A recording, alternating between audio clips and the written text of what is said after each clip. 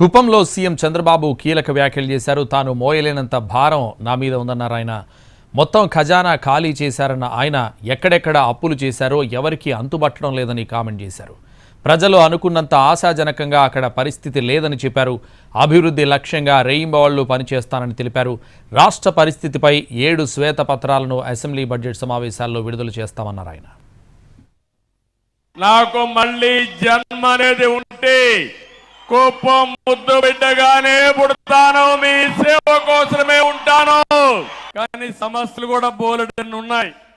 నేను మొయ్యలేనంత భారం ఉంది, ఆ విషయం కూడా మీరు గుర్తుపెట్టుకోవాలి. మీకు కనపడినంత ఆశాజనకంగా లేదు. ఖజానా ఖాళీ అయిపోయింది. అప్పులు విపరీతంగా చేశారు. చాలా మంది అంటున్నారు, నువ్వు ఎట్లా చేస్తావు, నీ దగ్గర డబ్బులు లేవు కదా అని. ఉన్నదే నాకు మనో సంకల్పం, మనోధైర్యం. 5 కోట్ల మంది కోసం, మీ భవిష్యత్తు కోసం ఎంత కష్టమైనా పడతాను, ఎంత భారమైనా మోస్తాను.